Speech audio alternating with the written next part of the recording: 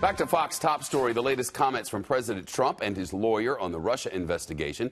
Fox News senior judicial analyst Judge Andrew Napolitano was here. Hello, Judge. Hey, Shep. Earlier today, you said to Bill Hemmer he's going to talk to him one way or another, and by that I mean the president is going to talk to Bob Mueller one way or the other. You're like, look, they can sit down one-on-one with a lawyer whispering in the president's ear. Right. Or a grand jury can subpoena him. Where, you think that a grand jury subpoena is a real thing that might come for President Trump? Yes, I do.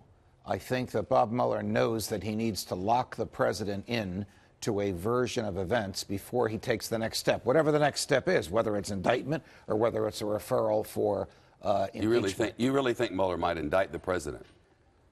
Well, last week in federal district court here in New York City, a federal judge at the end of Michael Cohen's sentencing said the president orchestrated and paid for this crime, the crime to which he was referring to one of the 9, to which Michael Cohen had pleaded guilty. So you're saying the president's an unindicted co-conspirator? Yes. I'm also saying that there's ample evidence. This doesn't require too much analysis to indict the president. The question is, do they want to do it? The DOJ has 3 opinions on this.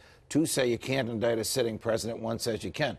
But all 3 address the problem of what do you do when the statute of limitations is about to expire?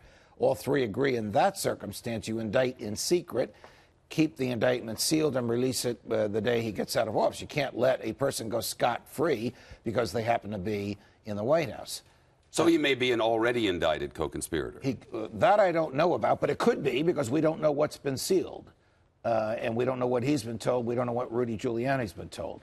There are 2 Rudy Giulianis in this. There's a Rudy Giuliani who's trying to establish a baseline amongst the public that the indictment or the referral for impeachment of Donald Trump would be totally unacceptable politically.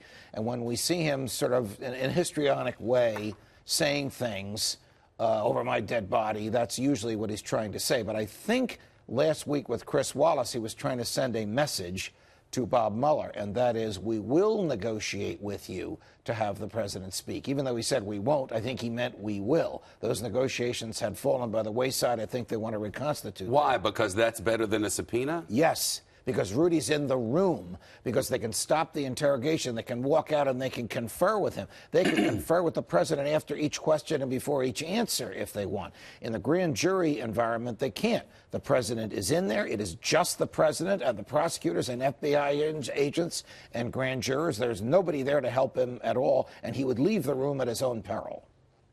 Wonder what that sort of thing would do to the country. Well, Bill Clinton was... Definition of is. Correct. Bill Clinton was interrogated before a grand jury, and he chose to have it on live national television, so there'd be no dispute what he said. And he had it done in the White House. The grand jury was not there, but the prosecutors were, and then that tape was played to the grand jury immediately. That was by agreement. Correct. I don't know if there's going to be an agreement here.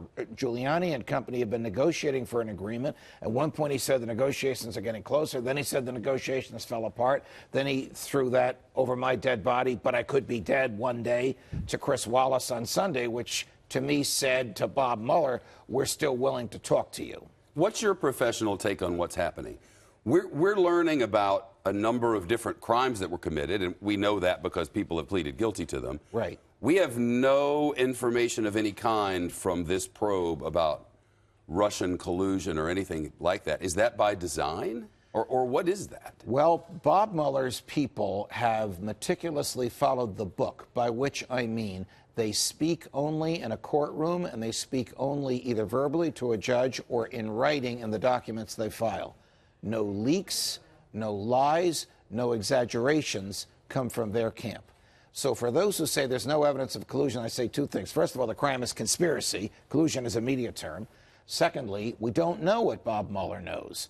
We know there were 87 communications between the campaign and people in Russia during the height of the campaign in 2016. We know that Bob Mueller has had a couple of people explaining those communications to him. Paul Manafort, until he stopped. Rick Gates, who may still be explaining them to him. General Flynn, who explained them to him in such a way that they reduced his recommended jail time, down to 0, something the feds never do. You say, as you always do, collusion isn't a crime, conspiracy is a crime, but a minute ago you said there's already a conspiracy and it involves the president. That's what you said. That's what Judge Paley said last week when he sentenced Michael Cohen.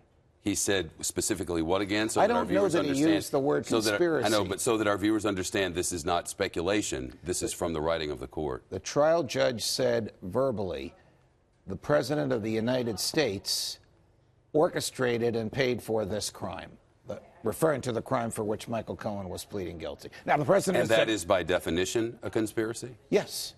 Yes. The conspiracy would be the three of them in the room, Michael Cohen, David Pecker, and Donald Trump. Now, the President has denied this. Pecker and Cohen have said it happened this way. The President said either I wasn't there or I don't remember or I didn't hear, but it didn't happen. Rudy Giuliani says it didn't happen. So at some point, a higher authority of some kind would make a determination on such a matter. Yes. The President does not want that to be a jury of the Senate or a jury of his peers. Why not? I don't think he wants to get to that point. That would be doomsday. Doomsday? Yeah.